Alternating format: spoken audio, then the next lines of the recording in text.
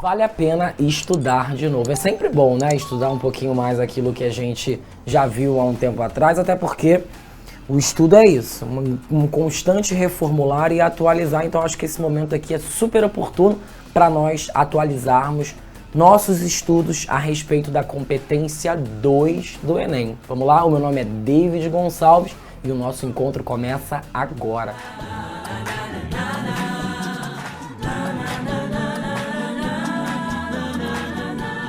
Competência 2 do Enem, é importante saber logo de antemão que não é uma competência simples, tanto para quem produz a redação quanto para quem corrige. Por que eu estou dizendo isso? Porque é uma competência dividida em 3 partes. Normalmente o aluno, quando pensa na competência 2, ele pensa muito em repertório sociocultural.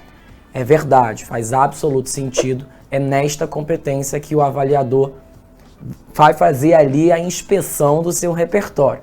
Mas muitas vezes o aluno deixa de considerar que na competência 2 também são avaliados outros 2 aspectos, o tema e o tipo de texto. É isso mesmo, nesta competência, além do repertório sociocultural, você precisa atender a outros critérios. Vamos começar primeiro com o tema e o tipo de texto? Quando a gente fala de tema, acho que é muito simples. Espera-se que o aluno seja capaz de entender completamente o tema. E por que eu faço questão de chamar a atenção para a palavra completamente? Porque às vezes o aluno até entende, mas não completamente. Isso significa que ele chutou a bola, bateu na trave e não entrou pro gol. A gente chama isso de tangência. O aluno se aproxima da temática, esbarra, circunda, mas não chega exatamente a tratar da questão na sua completude. Se o tema do Enem trata da persistência da violência contra a mulher na sociedade brasileira e o aluno abandona a palavra persistência e trata da violência contra a mulher na sociedade brasileira, infelizmente deixou a desejar, porque abandonou um elemento importante, que era a noção de problema que já existiu e que continua existindo.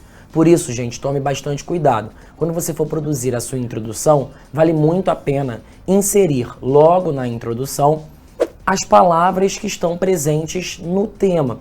Precisa ser exatamente aquelas palavras? Não, não precisa.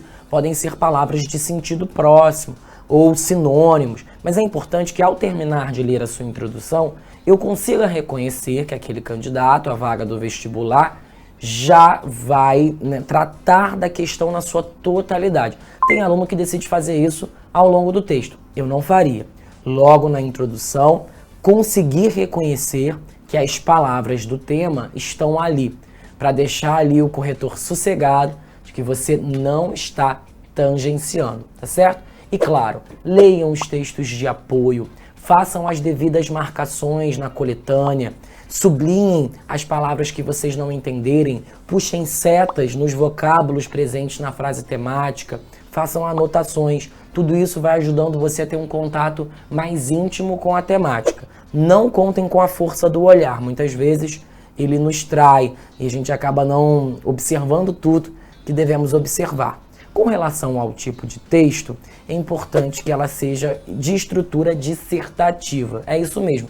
Não podemos fazer uma narrativa, não podemos fazer uma música, não podemos fazer um poema, temos que fazer uma dissertação. E uma dissertação se estrutura basicamente a partir da introdução, de um desenvolvimento e de uma conclusão.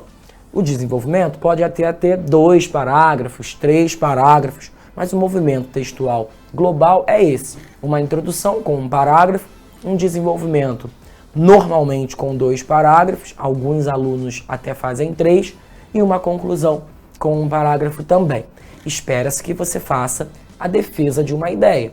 Uma estrutura dissertativa argumentativa se configura justamente a partir da defesa de ideias. Então, espera-se que você trilhe esse caminho para mostrar para o corretor que você está fazendo de fato o que se entende como um texto dissertativo. Se houver muitas sequências narrativas ou muitas sequências descritivas na sua redação, isso pode ser um perigo, pode ser um sinal de que você não entende tão bem assim do que se trata uma dissertação. Depois que você garantiu que apresentou o tema de modo completo, depois que você garantiu que fez uma estrutura dissertativa, introdução, desenvolvimento e conclusão, tem uma preocupação que não pode sair do seu radar: os famigerados repertórios socioculturais. Eu costumo dizer em minha aula que a gente tem sempre uma bagagem de vida. Todos os filmes que você já viu, as novelas que você já assistiu, os livros que você já leu, os jornais que você já acompanhou, tudo isso vai fazendo a gente levar uma mochilinha, sabe? Só que tem alunos que têm uma mochila enorme, veem muitos filmes, leem muito, estão sempre debatendo, lendo um site, seguindo um perfil no Instagram.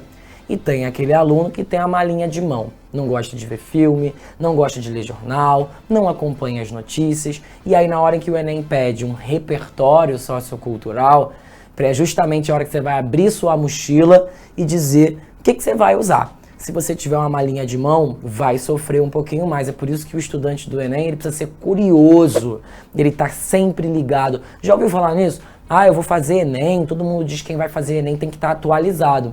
É isso mesmo, tem que estar por dentro do que está acontecendo, curioso, fuçando tudo em busca de um saber permanente. Porque o repertório sociocultural é essa bagagem que você vai alimentando ao longo de toda a sua vida escolar, de toda a sua experiência, enquanto um sujeito participante de uma comunidade, de um mundo mesmo.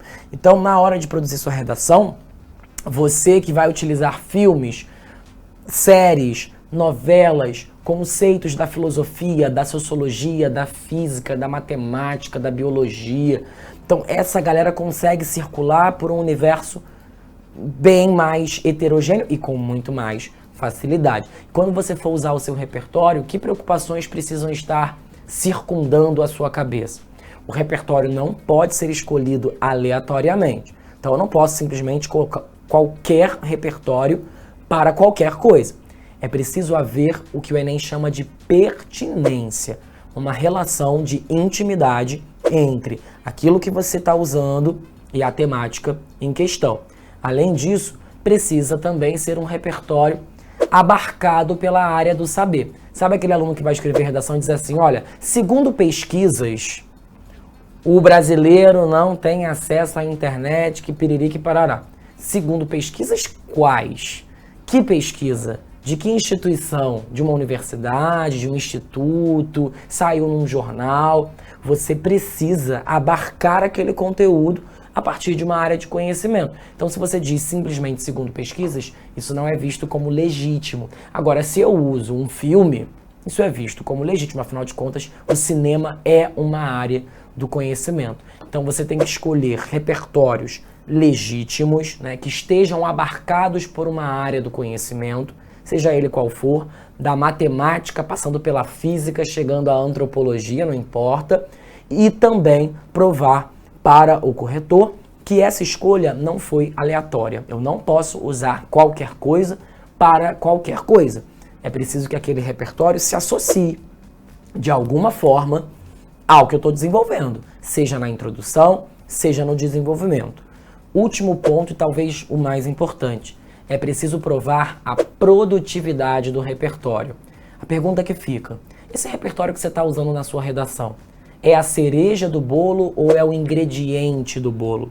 Saca a diferença entre uma coisa e outra? Sim, porque um bolo sem a cereja de cima continua sendo um bolo. Talvez cause algum efeito sutil no sabor, mas o bolo continua ali de pé. Agora, se você tira o ingrediente do bolo, esse bolo não vai ficar legal. Já pensou tirar o açúcar?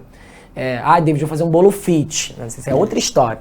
Mas se você tirar o açúcar desse bolo, o efeito que você vai causar no sabor é muito maior do que a cereja desse bolo. Pensa nesse seu repertório como um ingrediente. Ele tem que se mostrar tão próximo, tão associado, a ponto de se imaginar que sem aquele repertório, sua redação não sobreviveria.